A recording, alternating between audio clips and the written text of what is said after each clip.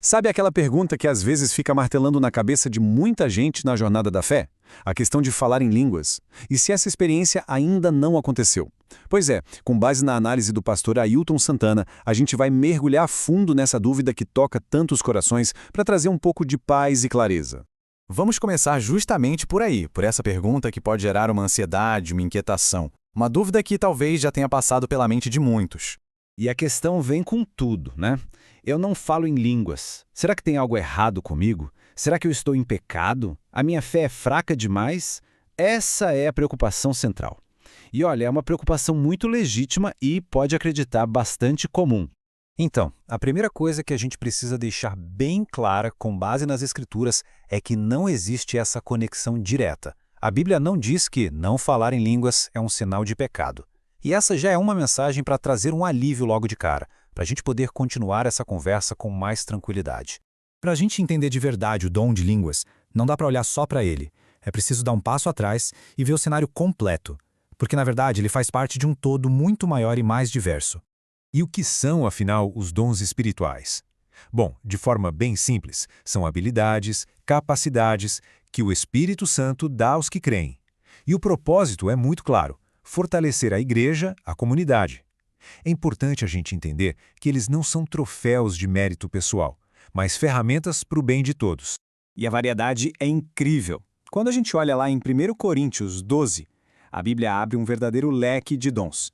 Tem profecia, cura, discernimento, milagres, e o dom de línguas está ali, no meio deles. Ele é apenas um entre muitos. Só isso já ajuda a colocar as coisas na perspectiva certa, não é mesmo? Ok, isso já leva a gente para outra pergunta fundamental. Se tem tantos dons assim, como é que eles são distribuídos? Quem decide quem recebe o quê? Existe algum critério? E aqui está o ponto-chave de tudo. A Bíblia ensina que os dons são distribuídos de acordo com a soberana vontade do Espírito Santo. Ou seja, é uma decisão dele, não é uma conquista nossa por esforço ou desejo. Entender isso, gente, alivia uma pressão gigantesca. O pastor Ailton Santana, inclusive, ressalta muito bem a pergunta retórica que o apóstolo Paulo faz. Quando Paulo pergunta, todos falarão em línguas? A resposta que ele quer que a gente entenda é um sonoro não. A expectativa nunca foi que todo mundo tivesse o mesmo dom. E a gente vê essa soberania de Deus na prática, né? Existem inúmeros testemunhos de pessoas que receberam o dom de línguas logo no comecinho da sua caminhada com Deus, às vezes de forma totalmente espontânea, sem nem saber direito o que estava acontecendo.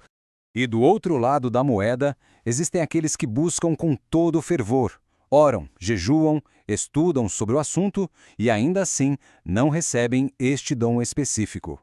Isso não é sinal de falha, de jeito nenhum. É apenas a vontade de Deus, que pode ter outros planos, outros dons para a vida daquela pessoa.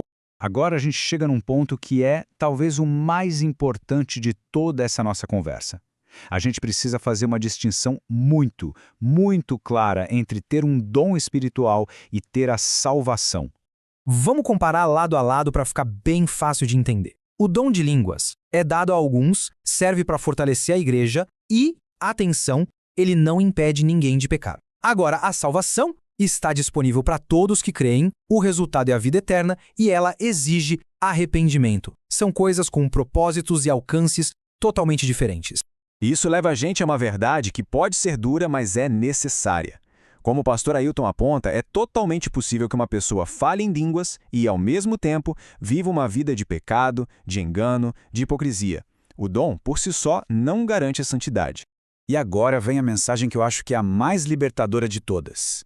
É perfeitamente possível viver uma vida de fé autêntica, ser salvo, ter a certeza do céu e nunca, em toda a vida, ter falado em línguas. A salvação não depende de forma alguma desse dom. Então, se o foco não deve estar na manifestação de um dom específico, para onde a gente deve olhar? O que no fim das contas é o essencial na vida cristã? O verdadeiro foco, a essência da coisa toda, está aqui. Em aceitar Jesus, em se arrepender de verdade, em perseverar na fé, mesmo com as lutas, e em buscar uma vida que agrade a Deus. São esses os pilares que sustentam uma fé verdadeira, muito mais do que qualquer exibição de dons. Portanto, a conclusão é simples, mas é extremamente poderosa. Não há motivo para angústia. A segurança da nossa vida eterna não se mede pelos dons que a gente manifesta, mas sim pela nossa fé e confiança em Jesus Cristo como nosso único e suficiente Salvador. E para a gente fechar, fica essa reflexão. O que será que tem mais peso para a eternidade? Os dons espetaculares que a gente pode, porventura, mostrar ou o caráter, a vida de santidade que a gente cultiva no dia a dia? Fica aí para a gente pensar.